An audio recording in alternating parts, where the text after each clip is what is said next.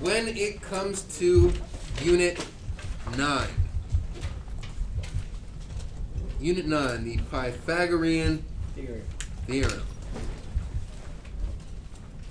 That's the main idea of our Unit 9. Now, obviously, we had a lot going on in Unit 9. We had simplifying and estimating square roots. We talked about perfect squares. We also talked about real number sets, like what a rational versus an irrational number is. We talked about the distance formula, the Pythagorean theorem, the converse of the Pythagorean theorem, and we finished off with a little bit of volume stuff at the end. But don't worry, there's not going to be any volume questions on the final since we just talked about that.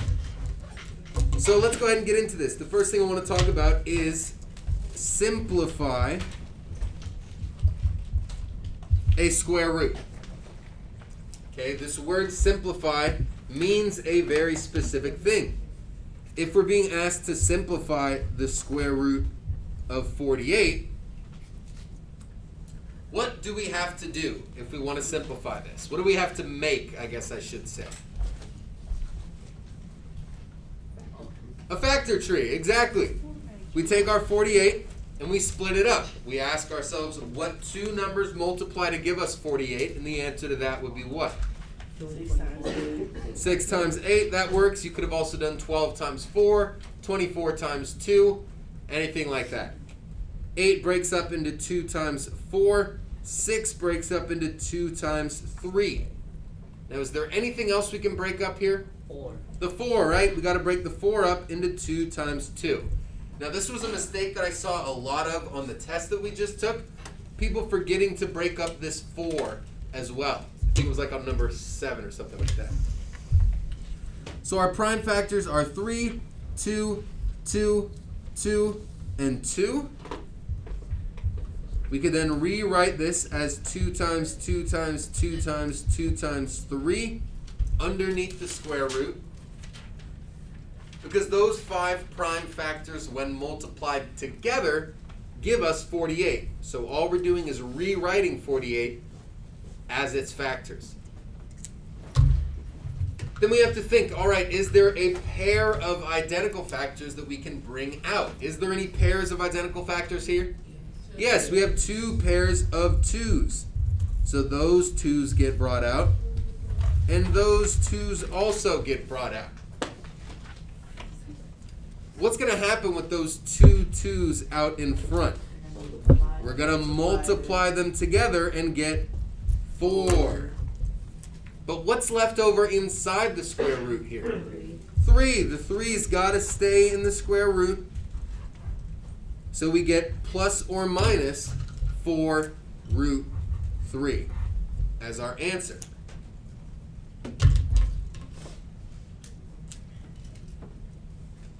Give me a thumbs up if you remember and feel confident in simplifying square roots. Hopefully most of us, again, we just took this test not even 2 weeks ago now, so this should all be somewhat fresh in our brains before our final. Now, that's simplifying. If I asked you to estimate the square root of 48, are you going to start by building out a factor tree here? No, because what does estimate mean? What's another word for estimate, Jordan? Between. Yeah, between. Or I heard someone over here say we're guessing. That's great. We're making an educated guess as to what decimal number we might get from this square root by taking a look at the perfect squares on either side of it. So just think off the top of your head, what's the closest perfect square to 48? Probably 49, right? 49 is the perfect square that gives us a root of 7. And that's going to be to the right of the square root of 48. Right? The square root of 48 is right there. Square root of 49 is going to be to the right. What's the perfect square that comes before 49? 36. Yeah, the perfect square, not the root. The perfect square itself. So the square root of 48 has to be somewhere between the square root of 36 and the square root of 49. Well, the square root of 36 is just 6. The square root of 49 is just 7. So the square root of 48 must be between 6 and 7. We're not looking for an exact number, and we're not looking for a simplified square root.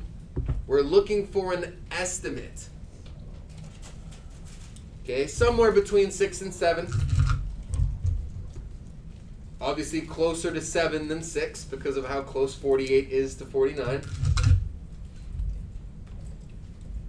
But I really, really, really want to make sure you understand the difference between estimate and simplify.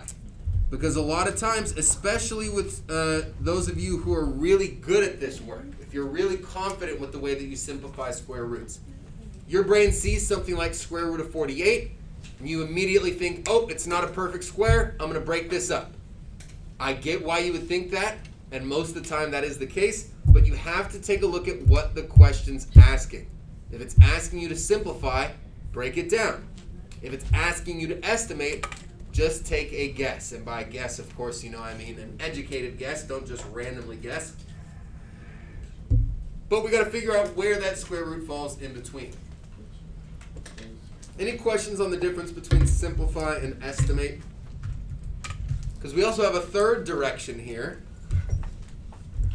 and that would be solve. Solve the following square root. Now, this only comes up when we have a square root equation like x squared equals 100. When we have a square root equation like this, again, we're going to approach it just like we'd approach any other equation solving problem. And that's by asking ourselves, what am I currently doing to my variable? So what are we doing to x right here? We're squaring it. So if we want to get x all by itself, we have to do the inverse of squaring a number, which would be to do what to both sides? Take the square root of both sides. We'll even write this in. Take the square root of both sides. Once we do that, we're just going to simplify.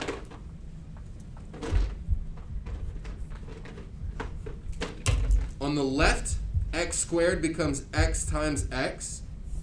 And on the right, 100 becomes 10 times 10. Right? Nice, easy, perfect square here. We're not even going to spend time today taking notes on perfect squares. We've drilled it home so many times over the past couple weeks, including the booklet that we just played.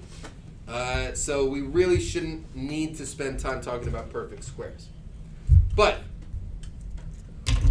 once we have this set up, right, we see we've got a pair of x's that's going to get brought out, and we have a pair of 10s that's going to get brought out. So our answer is x equals 10. Now, is 10 my only possible answer here? No, negative 10's also a possible answer. So we have to say that x is equal to plus or minus 10. Because we could have easily pulled out a pair of negative 10's here.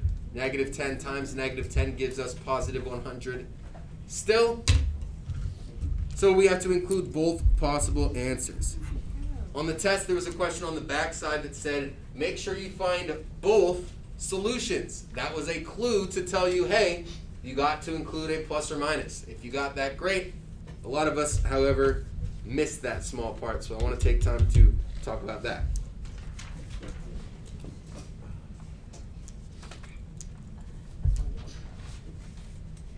So simplify, estimate, and solve.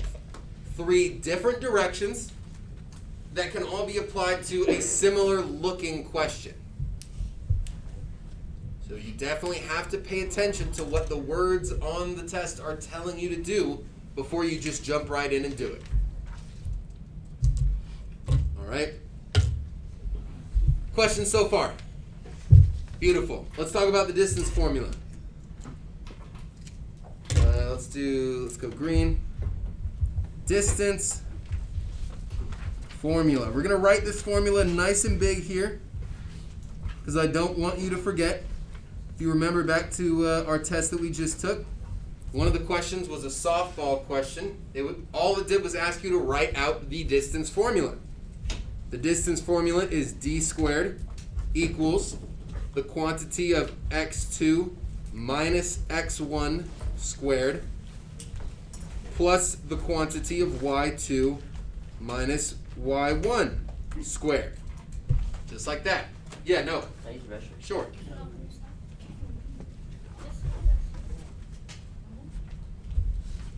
There's our distance formula right there.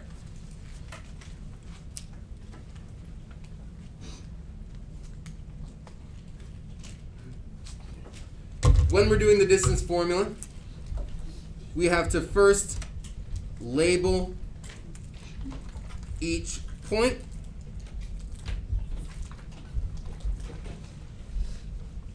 Then we're going to plug in the 4 numbers.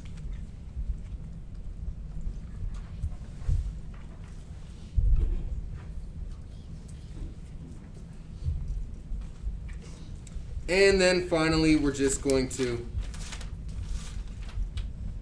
simplify. And we cannot forget about our last step, which is square root both sides. Okay? Just like when we have a square root equation like we saw directly above this note, at the end we have to square root both sides.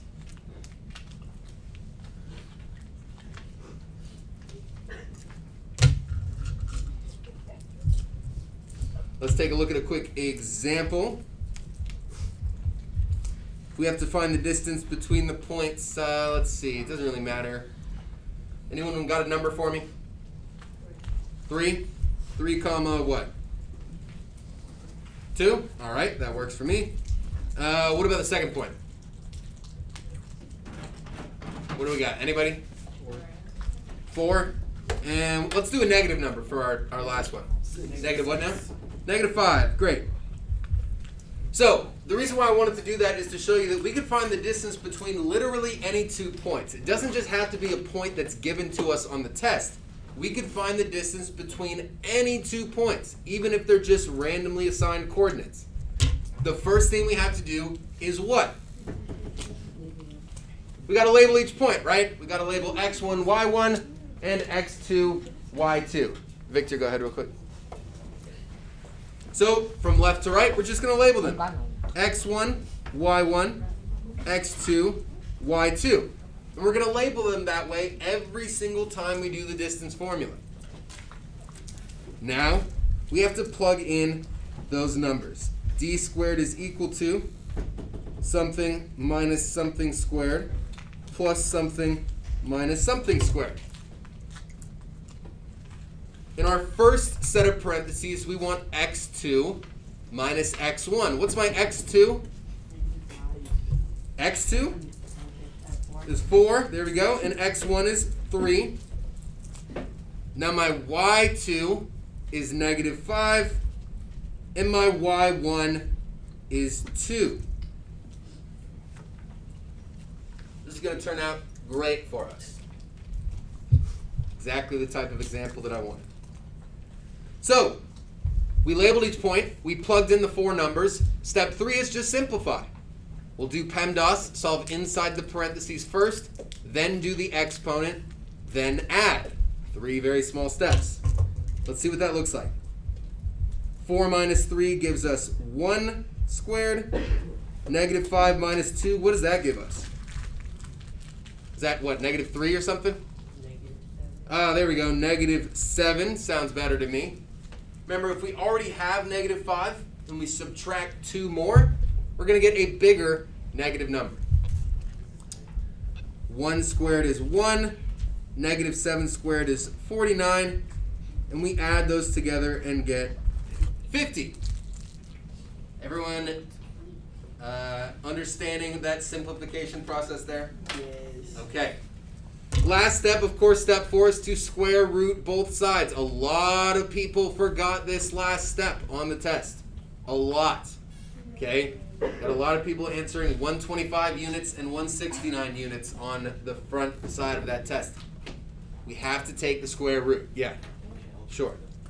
So we square root the left, we square root the right. On the left, we just get d.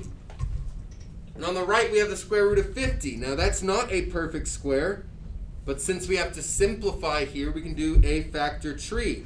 5 times 10, and 10 is 5 times 2. So what we really have here is the square root of 5 times 5 times 2. What's the identical pair that we can pull out here? 5. And what's the number that's left over on the inside? 2. Exactly. 5 root 2. Do we need a plus or minus sign here? No. No, but what do we need here? Units on the end. We're talking about the distance between 2 points. All right, the distance between 2 points. So we need to include units. You good, Max? Yeah. Perfect. Perfect.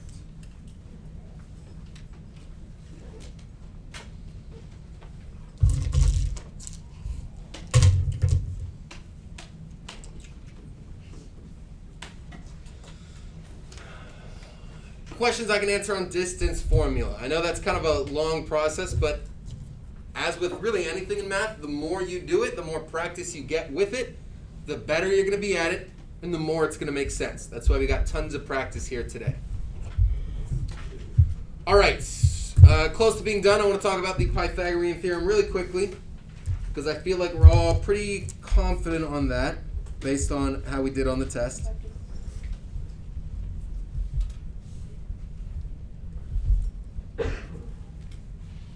We can use this Pythagorean theorem in 3 different ways. All right, 3 different ways. Here's the first way. If we have a missing hypotenuse.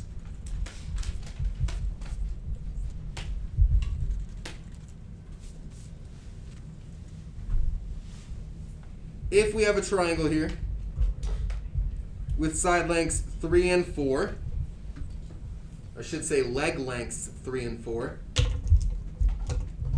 What letter can we assign to our missing hypotenuse here? We're going to call that missing side C. Every single time the right angle points to our hypotenuse, that hypotenuse has to be labeled with the letter C. Excuse me. Sorry, I forgot to write it out. A squared plus b squared equals c squared. So here my a is equal to 3, my b is equal to 4, and my c is equal to, well, c. So if we plug these in, we get 3 squared plus 4 squared equals c squared. I'm going to move this down. That gives us 9 plus 16 equals c squared. What's 9 plus 16 going to give us? 25 equals c squared. And now what do we have to do once again, last step to both sides? Square root. Exactly. Distance formula and the Pythagorean theorem have the exact same last step. We square root both sides and we see that c is equal to 5 units. Don't forget about units. Again, we're talking about distance here. It's the distance from one vertice of a triangle to the next. So we need units.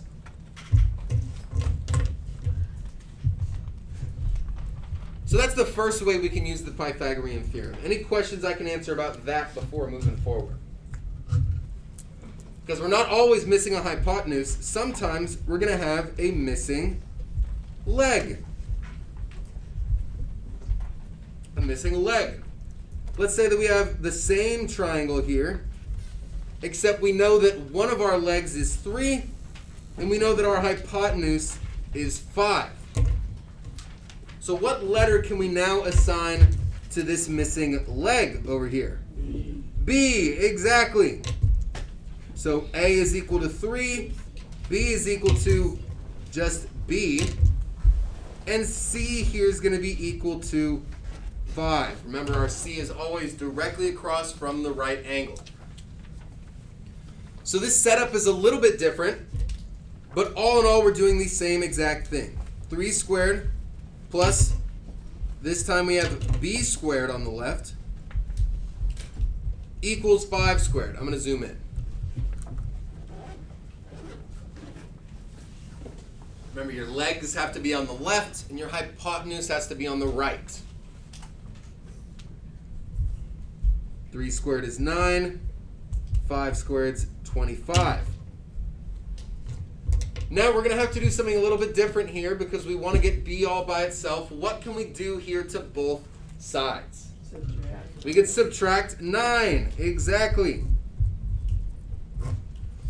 The 9's on the left cancel out, leaving us with B squared equals 16. We're then, of course, going to square root both sides, and we're left with B is equal to 4 units.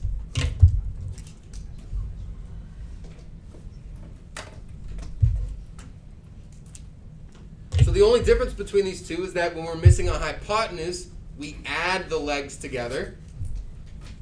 And when we're missing the leg, one of our legs, we have to do a little bit of subtraction here.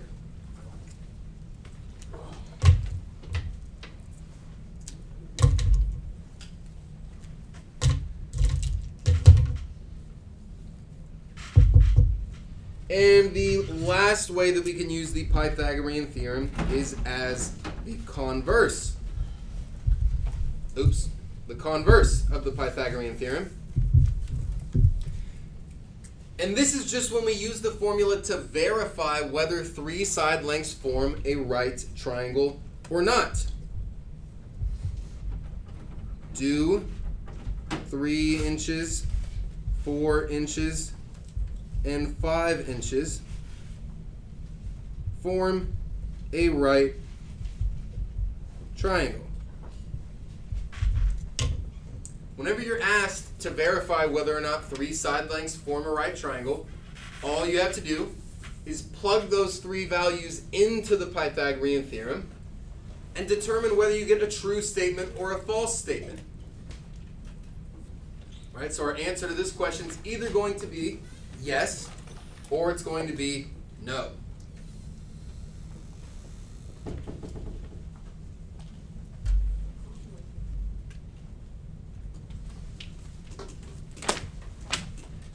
So let's see what that looks like.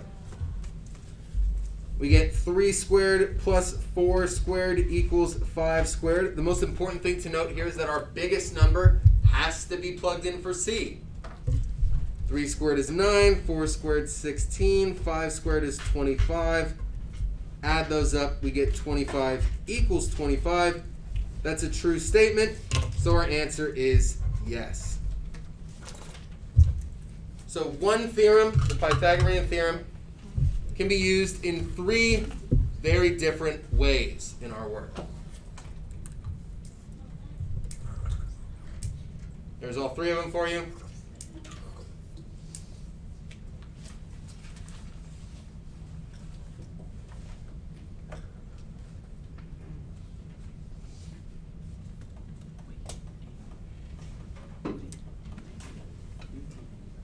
All right. Final questions. Anybody got anything on their mind regarding this work? That's all we're going to be talking about today. If there's anything else I need to add in, we'll do that tomorrow, but I don't think so.